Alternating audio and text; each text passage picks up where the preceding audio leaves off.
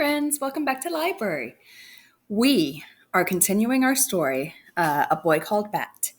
And we left off with Mother coming home a little late, which really agitated Bat. But it was for a good reason. She had found, well, she's a veterinarian, and some students brought in a skunk that they found pregnant and lying hurt on the road. And she was able to save one of the babies. And now that itty bitty bitty bitty baby is with Bat and the mother at home because they have to feed it around the clock. So let us continue our story.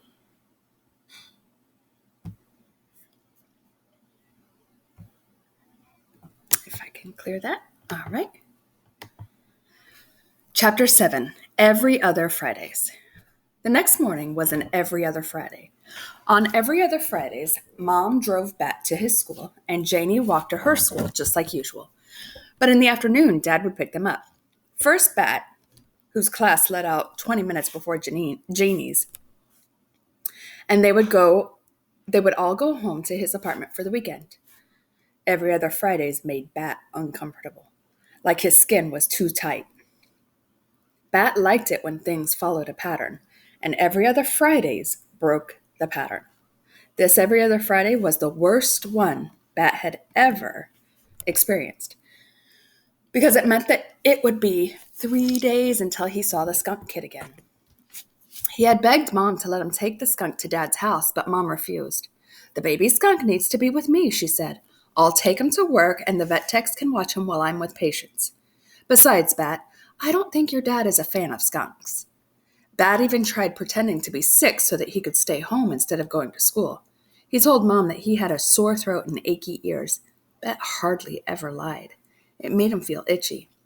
But even though Mom's patients were animals rather than humans, she was still a kind of doctor. She shined a light in his ears and made him say "ah" as she looked down his throat. "You're not sick, Bat," she said.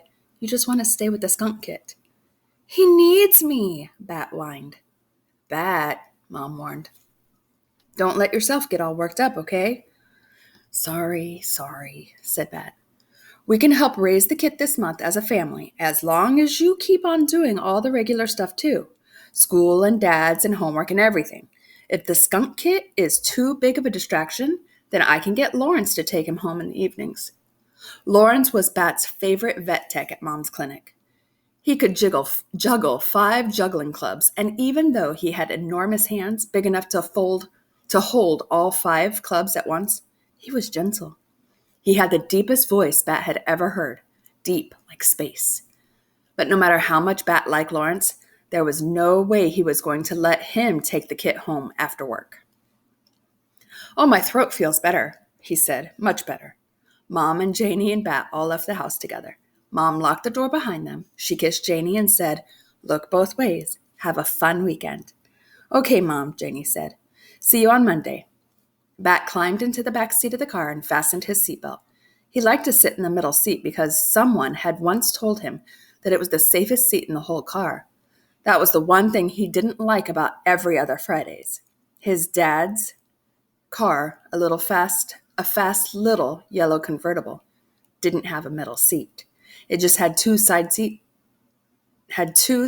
back seats and a hump in between. Mom placed the box with the skunk kit on the floor passenger seat. Then she started the car and backed down the driveway. It wasn't a long drive to Bat's school. The distance from their house to the school was exactly 2.3 miles. Bat knew this because he liked his mother to push the button on the dashboard each morning, the one that reset the odometer. Bat spent the entire 2.3 miles trying to come up with a reason why he shouldn't go to Dad's, even though it was an every other Friday. A reason that wouldn't make his mom give the kit to Lawrence. But he couldn't think of anything. They arrived at the school. "You'll take care of the kit?" Bat asked Mom. "Honey," Mom said, "I'm a veterinarian.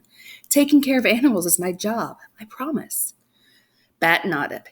He unbuckled his seatbelt, slid across the back seat, and got out of the car.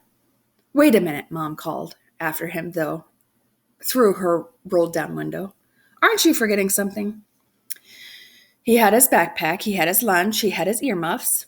No, he said. Mom smiled. You forgot to kiss me goodbye. Oh, yeah, said Bat. He walked back over to the car and stuck his head through Mom's window. She wrapped her arms around his neck and pulled him close. Her wavy brown hair tickled his nose. Goodbye, little Bat, she said. I'll miss you. Then she kissed his cheek. Goodbye, Bat answered. She walked up to the school's front door, then turned around. Mom was still there in her car, watching him.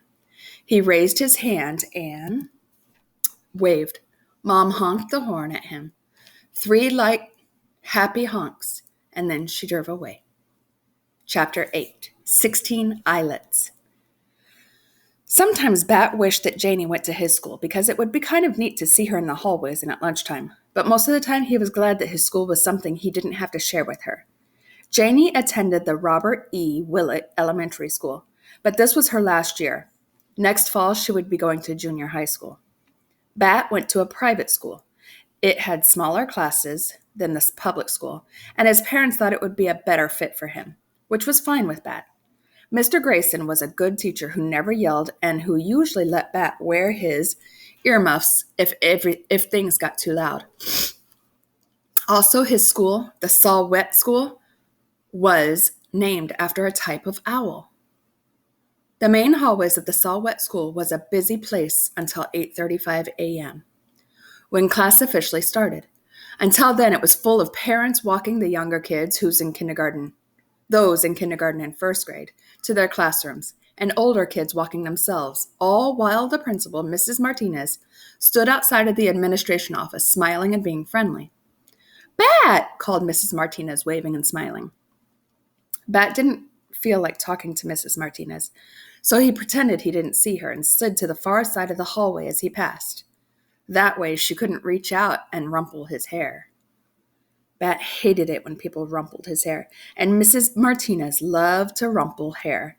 She had never yet rumpled his hair, and Bat wanted to keep it that way.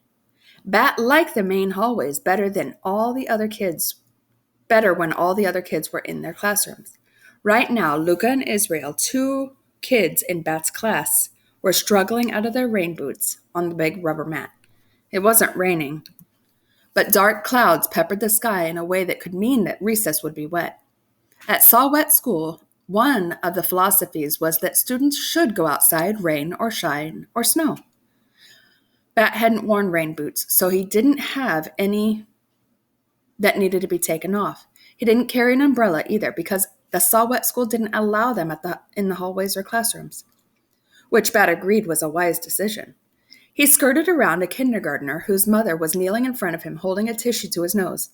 Blow, she said, and he dodged between the couple of big kids, 6th graders, who were tossing a small red rubber ball back and forth. Balls are supposed to be kept outside, Bat told the slightly smaller of the 2 big kids, a boy he recognized by the red glasses he wore. Not this ball, said the boy. This is a special ball. Then he threw the ball over Bat's head to the other kid, a very tall girl, who caught it expertly with one hand and laughed. Well, it looks like a regular ball, Bat said. It's not a regular ball, said the boy with red glasses. Bat had a weird feeling in his stomach, like the boy was teasing him. He didn't know what to say. Just then, Luca and Israel came by, without their rain boots. Hi, Bat, Israel said. Do you think it'll rain? Maybe, said Bat. Well, eventually, yes, but today, maybe. Relieved, Bat watched the 2 big kids move away toward their classroom, still tossing the ball. What do you think was special about that ball? He asked Israel. Nothing, Israel said.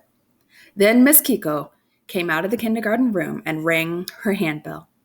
It made a gentle tinkling sound, way better than the harsh, painful scream of Janie's electric school bell system, which Bat had heard last year during a school play that he had gone to watch. To class, it's time for another day. Miss Kiko had a beautiful voice, which was probably why it was her job to announce the start of school. Bat followed Luca and Israel into Mr. Grayson's 3rd grade classroom. I brought 2 sandwiches for lunch today, Luca was telling Israel, in case you want to trade cookies for one. Why would I want to do that? Israel answered. I brought my own sandwich. Bat knew why Luca would think Israel wanted to trade. Yesterday he had heard Luca tell Israel that she didn't really like her cream cheese sandwiches, and Israel had replied that he didn't like the turkey one his mom always made. I would trade anything for a cream cheese sandwich, he had said. He listened to see if Luca would remind Israel of what he had said, but she didn't. Probably Israel was just being nice, Bet interjected, to make you feel better about bringing cream cheese sandwiches to school every day. He probably didn't really want your sandwich. Israel turned around. His face was red and his eyebrows pointed toward each other, making a wrinkly crinkle in his forehead. Dude, he said to Bat. Bat waited for Israel to say more, but he didn't. Just that one word. Dude. Then Luca started crying, and she shoved past Bat to go back into the hall. He watched her run into the girls' bathroom.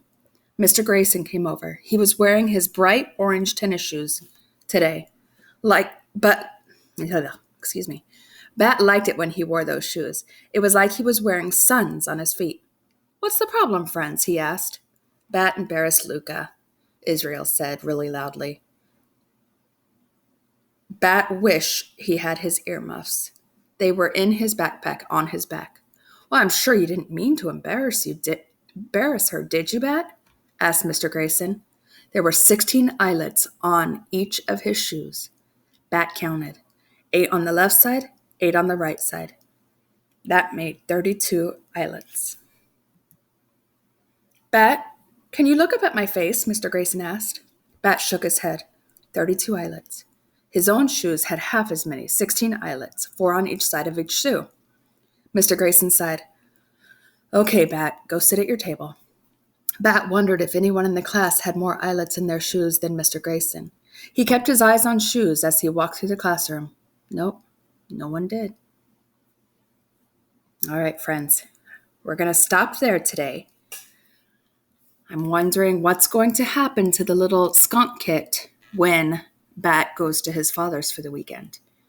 Do you think Bat will come up with a way to get to stay with his mom and the baby skunk?